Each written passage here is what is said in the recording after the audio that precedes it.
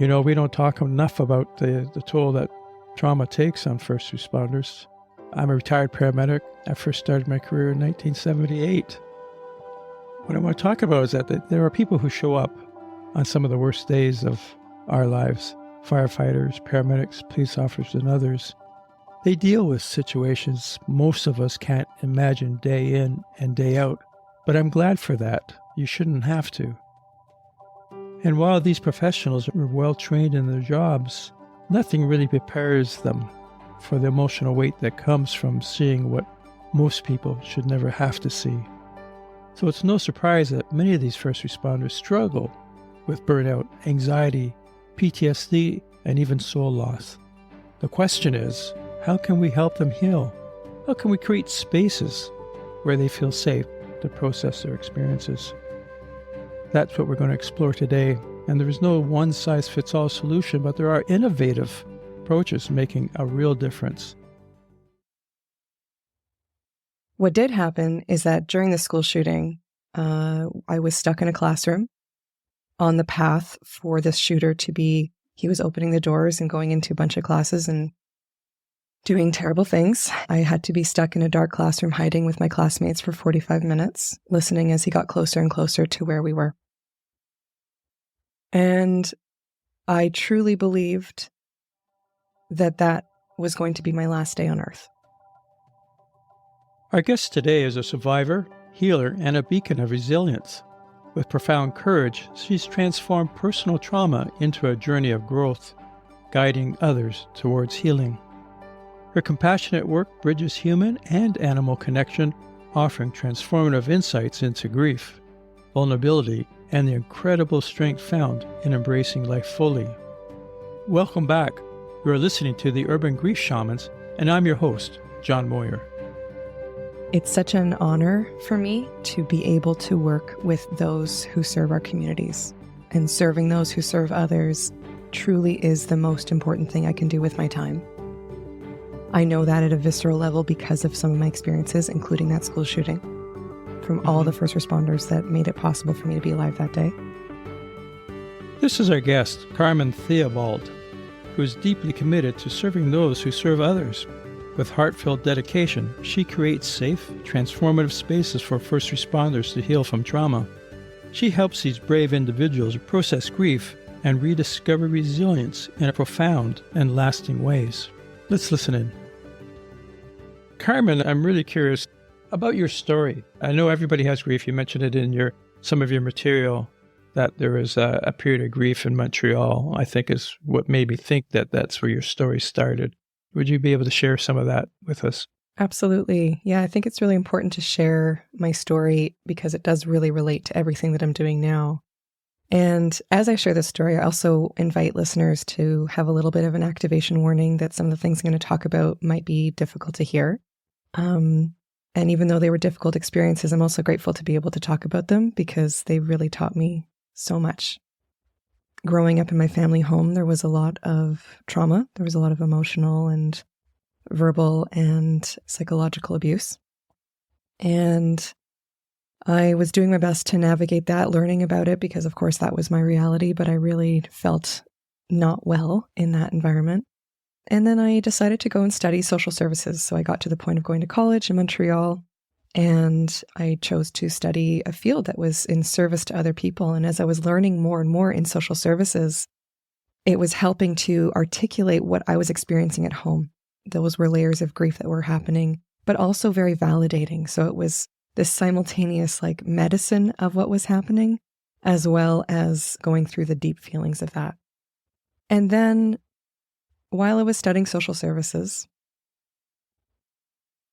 an event took place that completely changed my life. It was a Wednesday, and it was during one of the most meaningful classes that I had that semester. It was a very long class that had extraordinarily precise timing from 9 to noon, and then from 1 to 4 we had class. And I'm saying that because it really matters to the story that this was the only day that precise timing of lunch being exactly from noon to 1 p.m. did not happen. Lunch was bumped 20 minutes. Because what happened that day is there was a school shooting that took place. And I would have been right in the center of the worst of it had I gone to lunch at that moment that we were scheduled to.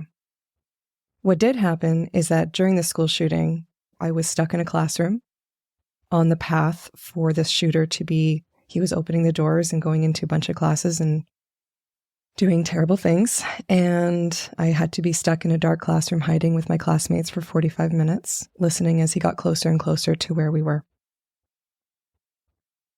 And I truly believed that that was going to be my last day on earth.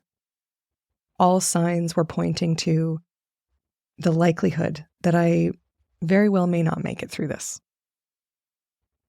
And I had something really interesting happen that I feel like is appropriate to talk about on this podcast, where I had a moment where it was the panic and the fear was really rising.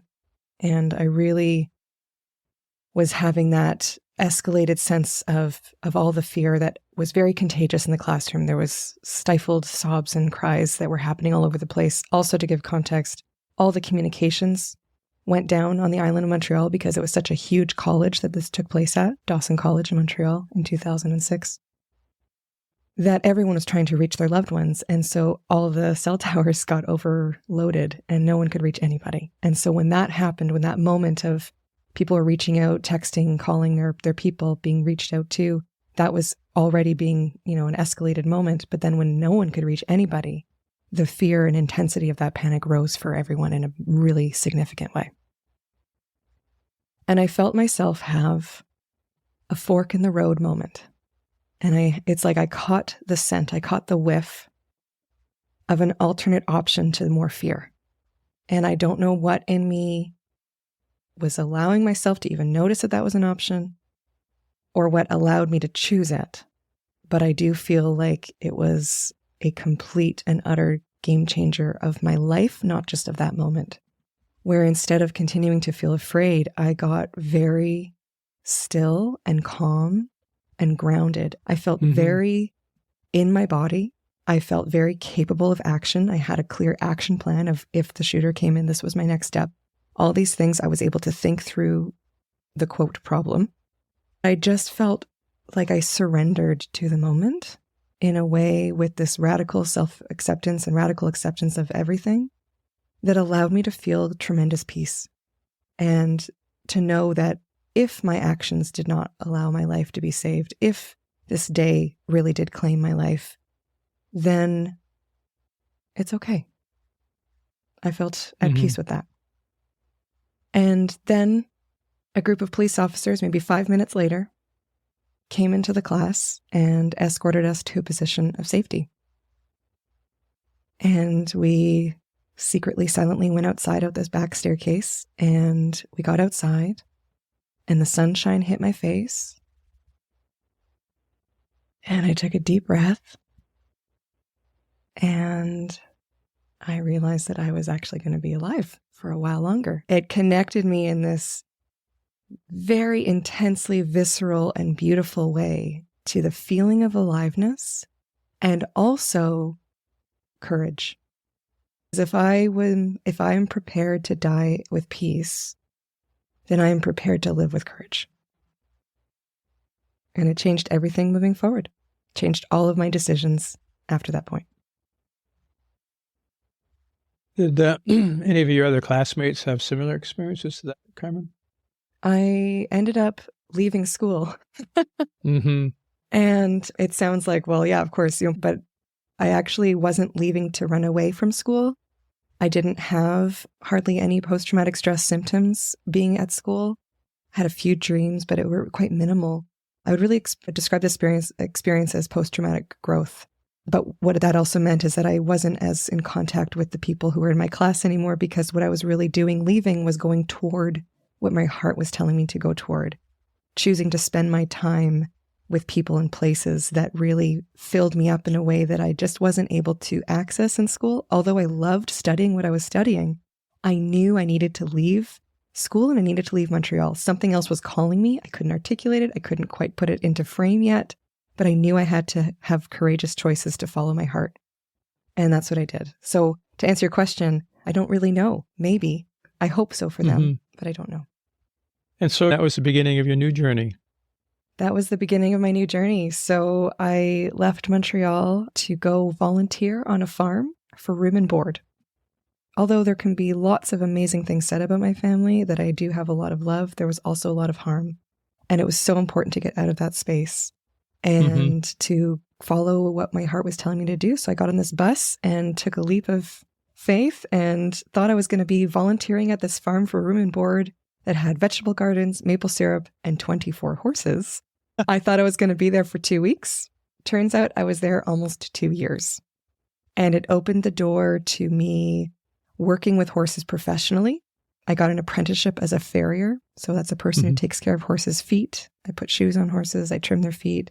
I've worked with thousands of horses now in that way. And that led me to the work that I'm excited to really talk about more at some point with you. But all of those pieces of that journey would not have been possible had I not had this kind of post-traumatic growth life expansiveness that is woven with grief, but also completely life-opening and life-affirming. What brought you to the idea of working with horses? Well, it was my mother who knew that I wasn't doing well in school emotionally. And although I did very well with my grades, it was not good for me, and she could tell. And she knew that I might want to try some kind of adventure. So she was very supportive of that at the beginning. My father, not so much. But she learned about this program called WOOF, which is Willing Workers on Organic Farms. Also, another acronym could be Worldwide Opportunities on Organic Farms. And so at the time, it was a paper booklet. Now, of course, it's all online. But you get a whole list of farms in the country you sign up for. And so I signed up for Canada. I got the $40 booklet that was for Canada. And they list out all of these different farm options where people are willing to be hosts and wanting you to come and volunteer and doing this exchange. So I just read these little paragraph descriptions. And of course, it was the one with horses that was telling me, I want to go there. And I'm so glad that I did. I now have a business called Horse Sense North, and we offer personal growth, leadership, and team development. And we do a lot of trauma recovery work with the help of horses. And we work with a lot of first responders, military, public safety personnel. Many of the people within the first responder and military community are men. Many of those people are resistant to getting some kind of emotional mental health support. Horses tend to be a really helpful piece to break through that barrier. But when it comes to the therapy work with horses and horses, period, I think they really cross all genders. I think they really cross cultures. I think the horses really are able to have this beautiful way of just touching our heart, regardless of what our human lives and experiences are really detailed on, but just about being alive with them, helping us remind us that we're part of nature with them, and inspiring us to be healthier versions of who we are. Are the horses themselves predominantly female? The ones mares? That we work with? Yes. Right now, we actually have a herd that is all geldings, so males who have no longer the ability to reproduce, which is funny to me because, if anything, if someone had asked me if I have a preference, I probably would have said mares, so female horses, not because I really like them more, but just because that's who's been my closest connections over the years. But just because of circumstance, we have mostly male horses, only male horses right now on site, and that's going to change and ebb and flow. And our herd right now, they're incredible. And I think that just like any profession or any group, yes, gender has a part to play. It has influence. It has, there's information there, but it does not in any way mean anything more than just little bits of insight into that individual. It doesn't mean that they can't be incredible beings or have incredible challenges or whatever that story might be. So it's really neat to have this herd right now. Also because for many years, they had a female leader. They had a matriarch. Her name was Grace. And she was truly the most phenomenal leader of humans, horses, and all species I have ever come across. She was my first horse. I worked with horses for a long time before I officially took one into my family because I knew it was a lifelong commitment that I was resisting a little bit. But she came along and I knew it had to be her. And she was the first horse that came to my farm. And she has been the leader of many iterations of our herd here, as we've had other people's horses stay with us, as we've had horses pass away, as we've had new horses come. She's been the leader for almost a decade. And when she passed away a year and a half ago, of course, I was probably the most grief-stricken I've ever been in my life. Mm-hmm. She was truly my best friend and my closest working partner in what we do. But I was also concerned because I was worried, like, well, what's the herd dynamic going to be like? Because, you know, horses, I see horses at so many different farms in my role as a farrier. I see so many different herds. And sometimes those herds are peaceful, sometimes they're not. It has a lot to do with the leadership. It has a lot to do with what's the tone being set about what kind of behavior is allowed and not allowed. Is it kind of more of a bullying environment? Is it more of a collaborative environment? Is there a horse that's willing to like put the law down, like put their foot down, literally their hoof, and say, we don't treat each other that way? Or are they the one who are actually like role modeling unhealthy behavior? And so Grace just had such a beautiful combination of being an incredibly powerful being where she wouldn't let anyone get away with anything. But she was amazing, so generous and kind and warm and considerate, and would share the hay and share the water and be so inclusive and really welcoming and just have this deep, deep heart connection, and have that simultaneously with this super deep, grounded power. And what that's done with her matriarchal leadership style is it's infused this herd of geldings, this group of males, to have the same kind of culture even without her here, that is carrying on even as we've had a new herd member integrate, who is coming with different kinds of ways of engaging socially, used to other kinds of more like, you know, bickering or bullying tactics and this and that. But it's amazing to watch how the herd actually is carrying on the values that they've all really healed with. They've all done healing cycles with that kind of leadership, and the new herd member is now integrating in the same kind of way. Some of the ways we always work with the horses at liberty. They're never with a rope or a halter on. They're in a space with us, an enclosure, so they can move around freely. They're not going to run away too far, but they can be quite a distance from the human. So they're never forced to do or be anything.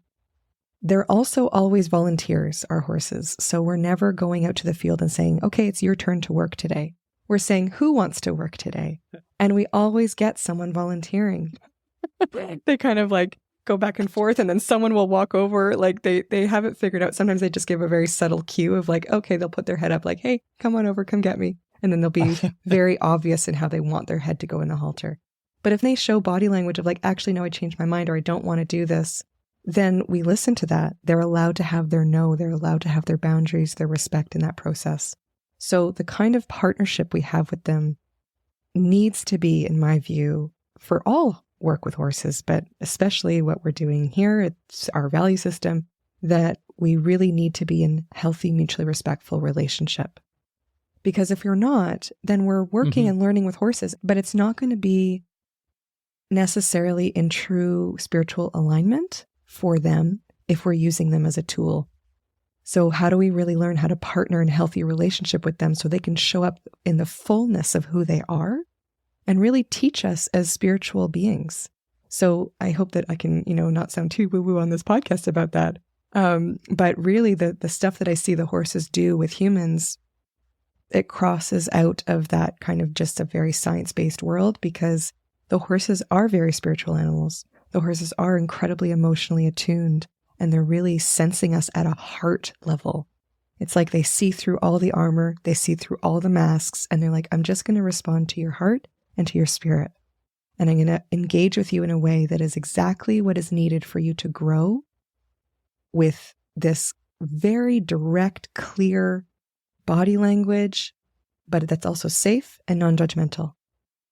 And it's remarkable what happens when we learn how to be with them in that kind of taking the mask off, taking the armor off space, learning how to land in our heart and learning to connect with our spirit together. Whether that language fits for someone or not, I don't always bring it in, but really that's what they're doing. They're asking us to develop a better relationship with them, which ultimately means developing a better relationship with our spirit. Yes, I remember being shown a movie. It was about a family who had taken their young autistic son to Mongolia. Horse Boy. And yes, of course you would have seen that. Yeah, Robertson. Yeah. Yeah. I'll leave some show notes about Horse Boy. It was quite an amazing story. And how much has working with the horses changed you? The shamanism is all about spirit, and we're all connected to everything. Why wouldn't they be? That's what makes the world so wonderful, that we can communicate and be taught by literally everything around us. That's right. And it's what makes us richer. So I'm just wondering, before we get on to first responders, what you could share about your development. Absolutely. Well, when I first arrived to that farm that I was volunteering at when I left Montreal, I'd had a handful of horse experiences before then, maybe a trail ride one summer, and then another time I got to pet a horse, and then a trail ride another summer, but really so minimal. So when I arrived to this farm, I knew nothing. And the horses at this particular location were actually quite dangerous. I didn't know it at the time, but they had a lot of people like myself handling them where they didn't know anything about horses. And so the horses were constantly learning that they could be in charge and that they could be very kind of bullying in their behavior. They were quite dangerous, to be very frank. But what I learned quickly is that it wasn't because that they were malicious or because they wanted to take advantage. It's because they were constantly searching for a sense of safety. And they were saying, human, are you able to be the leader that I need you to be? And if not, then I guess I'm on my own. And if I'm on my own, I'm not going to be paying as much attention to you because I'm just really worried about my own safety because I feel like I'm very at risk. And so there's more injuries that are going to happen because I'm just paying attention to my environment about what I'm afraid of instead of what you're telling me. And so I started to work with this one horse, Contessa. So despite her kind of diva self, of course, she still had this very pure and kind heart as a horse, this being that doesn't have any malicious intent, even if she's got a big, strong personality. And I started to work with her at this farm. And what she started to teach me is the theme of what I've been learning with horses for the thousands of horses that I've now worked with, and that continues to be the kind of core piece of learning that I keep doing and that I see clients do as well. And what she was teaching me is that I needed to be able to be powerful and gentle at the same time. Not powerful one moment and then gentle the next. That's just confusing. But to be really able to land in my heart and in my body in this way that has this deep grounded confidence without shutting my heart off. Mm-hmm. And so whether that's how do we set a boundary in a way that's not shutting off connection, but that's still very clear. How do I step into a leadership position to say, hey, it's okay if you're afraid of this thing. Let me show you that it's actually not so scary, but I'm not going to minimize your fear. How can I really validate this being while staying safe myself?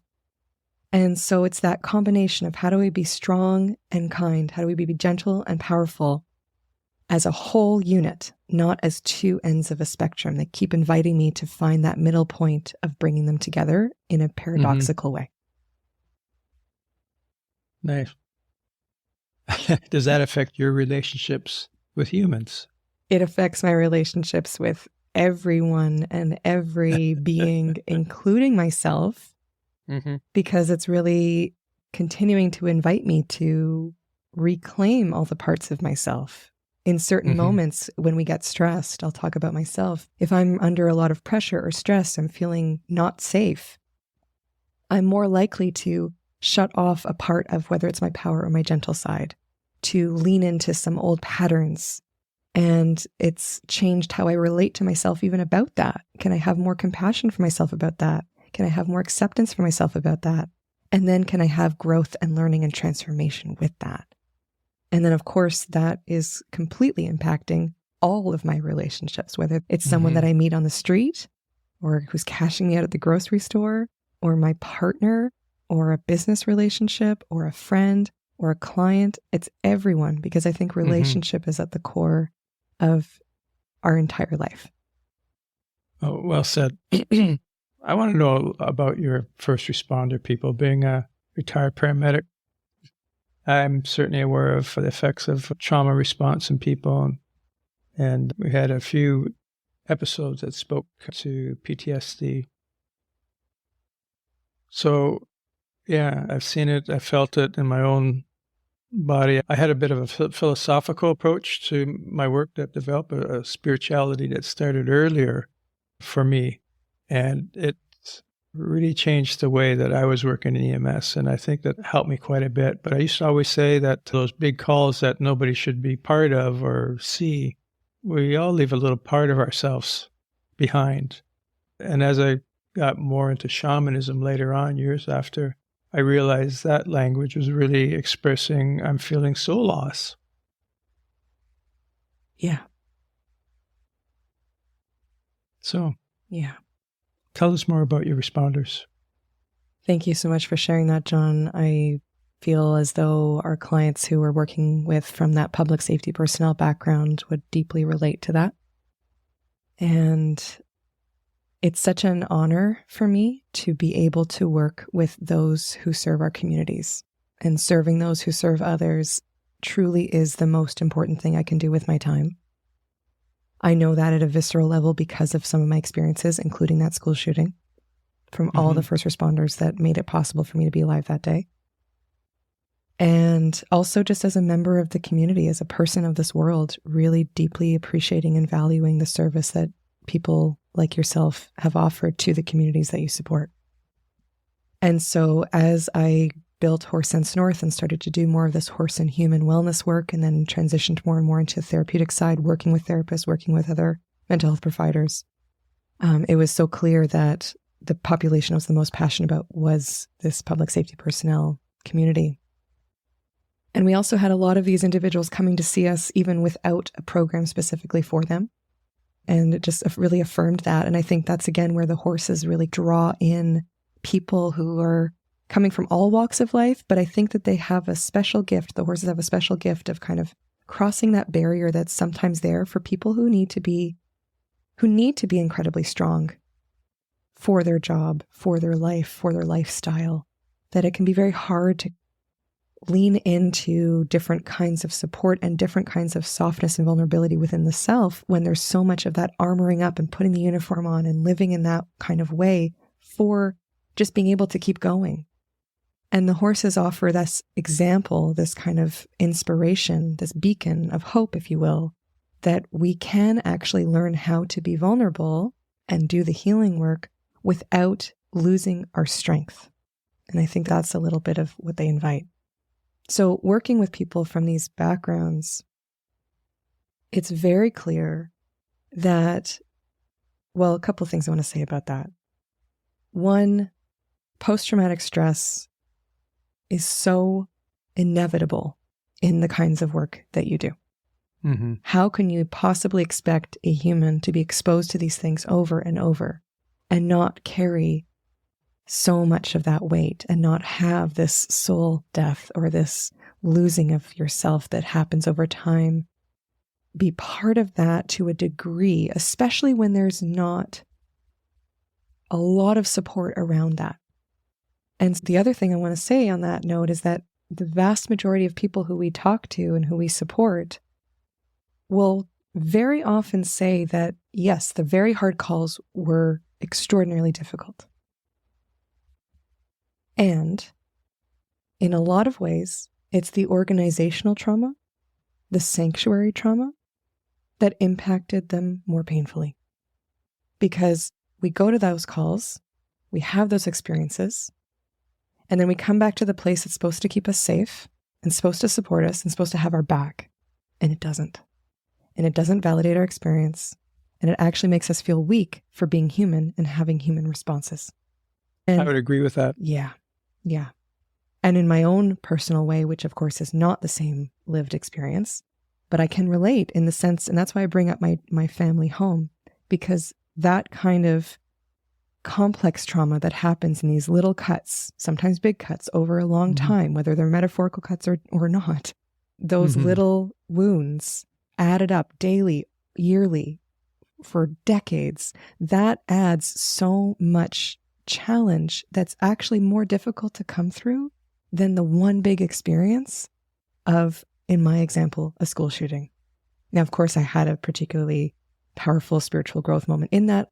And what I keep hearing over and over again from people like yourself is that there's these two kind of categories of what they're carrying as far as wounding and difficulty. And that wounding and the difficulty of the place that's supposed to be safe, not being safe, and the relationships, that relational support that's supposed to be there within the organization to buffer the hard calls actually makes them harder, or it's just not there. How painful and how devastating that is. So I'm very grateful to have spaces where people get to not only be together with others who can relate, but also practice what can it mean to have the body feel safer? What can it mean to really lean into a space that feels protected in the way that we've needed it to feel protected, even if it's not changing the greater organization, giving us some of that medicine, if you will, that we've been lacking, some of those essential nutrients that we have been malnourished with. Mm-hmm. And the horses help us practice that. They help us live it, and they help us bring it back into our day-to-day life. So I think the ripple effect of that, whether it's horse work or anything else, but the ripple effect of connecting back with the parts of ourselves that have been wounded is healing, not just for us, but for everyone we come in contact with. Give me an example of a first responder coming in and meeting the horse and what takes place. Sure. I'll share the story of this person who I have a wonderful ongoing relationship with, and she would be fine with me sharing this story. I won't say her name. She arrived to the farm, and this actually is a story connected to Grace. And an important piece about Grace, although she's no longer with us, she's really a pinnacle of a lot of things that we talk about and do still and will continue to be. She grew up in the RCMP musical ride. So it's this program in Canada, the Royal Canadian Mounted Police, they have for horses, but it's not a program where they partner with horses for policing. That's a different section of this. This musical ride is really a program for show, but within the very militaristic structure of the RCMP, which also reflects the very heavy-handed approach. And because there's not the safety requirement of learning how to partner together for safe patrolling, it tends to have really pretty devastating impacts where the main modes of, quote, training are really just abuse tactics. And I'm saying this with evidence. There's been reports about this. Grace was purchased by a farrier client of mine, taking her out of the RCMP when she was about 12 years old. And she was rearing and biting and striking at the officers, just trying to put her halter on, the most basic piece of equipment. And so, long story short, Grace had suffered a tremendous amount of abuse. Her fight response was very strong because she didn't trust that these people were not trying to hurt her. And when I took her on from this client, although she had settled down a little bit, I wouldn't say she was in any way, shape, or form a safe therapy partner. Like, I didn't even think she would necessarily be safe for me all the time, never mind another person, never mind a client. But what happened is that after many cycles of healing, she became incredibly skilled at helping other people, very calm, very regulated. Our relationship helped her stay grounded in that ability to do that with other people. And if someone had asked me, would she be safe to work with clients, especially from like a military or policing or public safety personnel background, I would have said, that's a beautiful idea, but I'd be really worried about that because it could really activate her, bring up some old memories. But it turns out that's the population she wanted to work with the most. It's as if she wanted to help them have healing just like she had. Mm-hmm. And so this client, when she showed up to work with one of her horses, I never know which horse it's going to be because the horses volunteer. And it turns out that this particular day, this client was looking at Grace going, oh, I really hope it's not her. There was something in her that knew it was going to be very challenging. She was like, oh, this is going to be tough. But it turns out Grace volunteered. And I didn't know this person's background. This person came with an addictions recovery center that we do some work with. I knew enough about her to have a safe workshop, but I didn't know that she actually had a background in a similar line of work as Grace. And it turns out that not only does she have a policing background, she also has a leadership role within the organization. And Grace's story and this client's story are so parallel in the kinds of abuse that they've experienced, in the kinds of suffering that they've had, in the kinds of responses that they've had to this kind of trauma. And Grace had a big visceral reaction to this client, more than I was expecting. So before the client even went in, Grace was running around and she was doing all this stuff. And the client stood up and said, I think it's because of me. I think I know what's happening. And as I helped the client calm her own nervous system, Grace mirrored that and had a complete change, as did the client. The client went in, had a horse session with Grace after Grace showed me that it was safe to do so. And there was such powerful, powerful connection between these two beings, where this client describes it that her heart was black, almost like a dead black heart. Mm-hmm. And that day, it started beating again. And that Grace saw into her soul and helped almost bring her back to life. And this is several years ago. And now I'm so thrilled to say that this client is now actually back to work. Not that it needs to always be the goal at all, but just remarkable. That's where she's at in her own life, is that she actually chose to go back to work at this point because she actually feels well enough. And that's part of her purpose of going back to change some things. So how remarkable that kind of healing journey that Grace went on is being not only mirrored in the abuse that they suffered with this client, but also that this client is able to do that same kind of healing journey herself. It's an amazing story. And I don't think that one needs to try to dissect what kind of communication could have taken place, because it doesn't use words, does it? That's the thing. And that's the thing with all the horse experiences. They're going to all be different. And there's through lines with all of them, that we can use words because sometimes they help us connect to parts of ourselves, but ultimately they don't really matter how to be. And is there a different response between males and female clients, like the more closed down versus women be more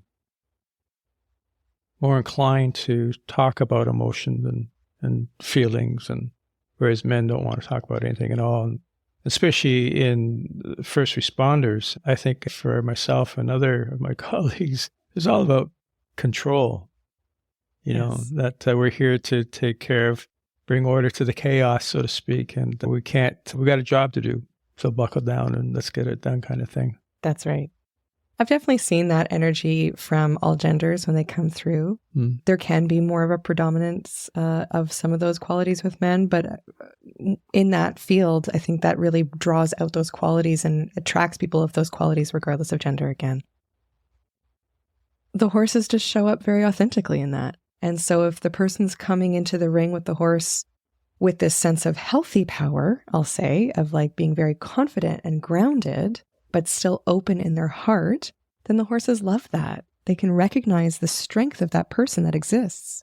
But if that person is leaning only on the power side and closing their heart off, so really leaning toward the control, the horse doesn't want anything to do with them until they shift that. And so I think one of the amazing things with the horse work, especially for the first responder, public safety personnel community, is that we don't have to have the story. Not that there's anything wrong with that if people want it, but we actually don't have trauma talk at our programs. Of course, people are still speaking to each other, but we're intentionally not going into the stories. We're intentionally not going too deep into, let's have this cathartic emotional release. That's not what this is about. It's actually learning how to be in relationship in a very healing way. And so the horses provide this powerful motivator and a very honest mirror, because we want to be in connection with them. We want to be in relation with them. And we want to show our peers who are watching us that we can do that. And when we struggle with it, not only is that so relatable and makes everyone feel safer because we can all be vulnerable about it, but it's also the horses who just show us that it's okay if we're not getting it. It's okay if we're not in that. They're not judging us for that. They're not saying you're a bad person because you're struggling to let go of some control or open up your heart in this moment. But they're also not going to people please us about it.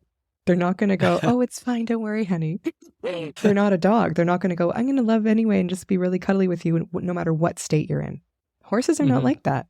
So when we're not in that kind of aligned place with both heart and power, with healthy strength, with healthy connection, they're just going to show us that. And as soon as we make any kind of direction toward more balance, more alignment, they reward us for that. And they really honor us in that by authentic connection when we find it. After these engagements take place, Carmen, what's it like for them to say goodbye at the end of the day or the end of their week or however the sessions are planned out?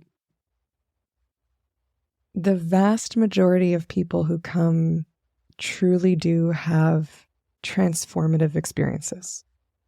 So I think it's a real mix of what it's like at the end, because on one hand, there's such an increased sense of hope and energy and commitment to life and commitment to themselves and relationships in a new way.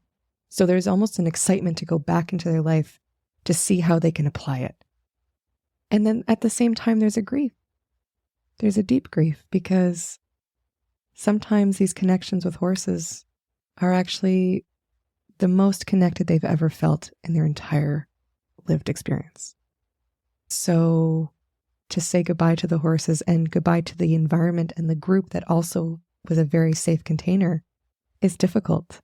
And it requires, we do our best to do a wind down and a wrap up in a way that can carry those pieces forward as best as possible and invite continued interaction with different kinds of programming that we might offer.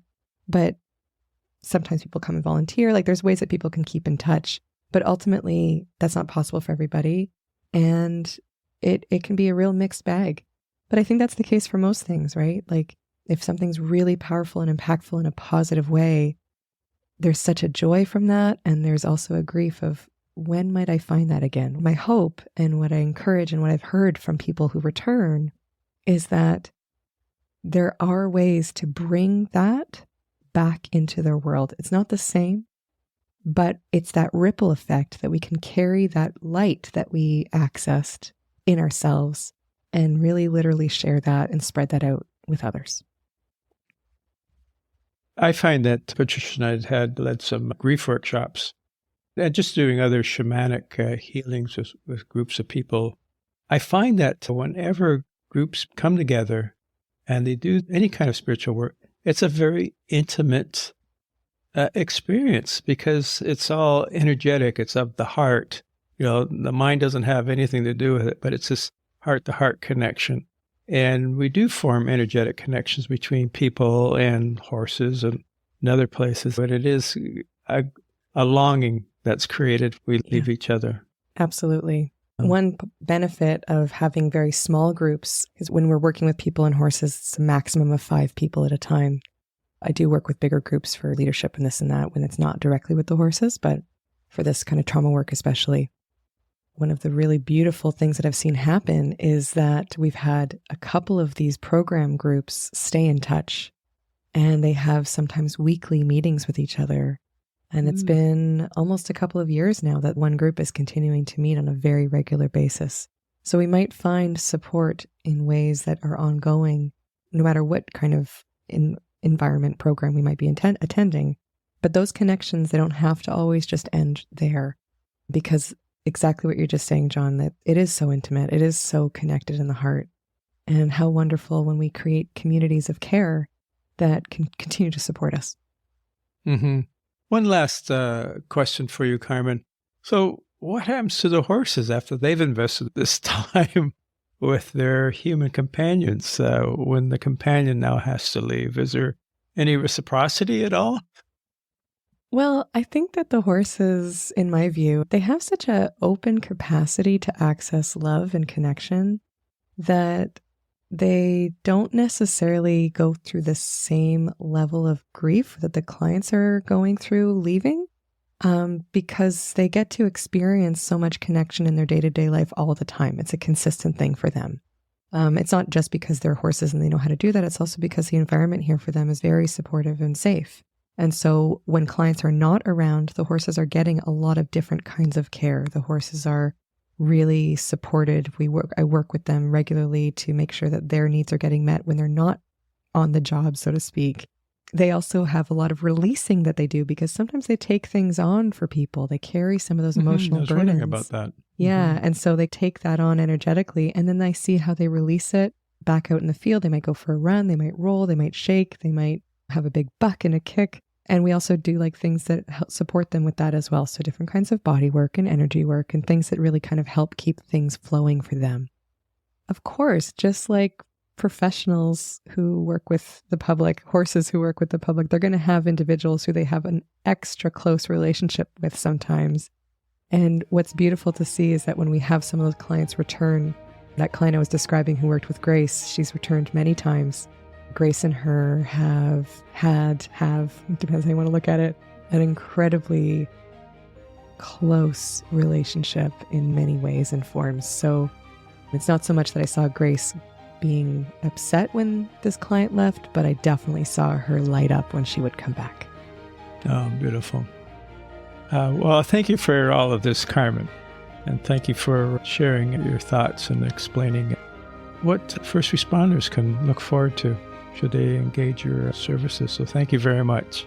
Thank you, John. It's such a pleasure to be here. Thank you for joining us in this heartfelt conversation with Carmen. May her story inspire courage and healing. And remember, you're never alone on your journey, so take care and stay connected.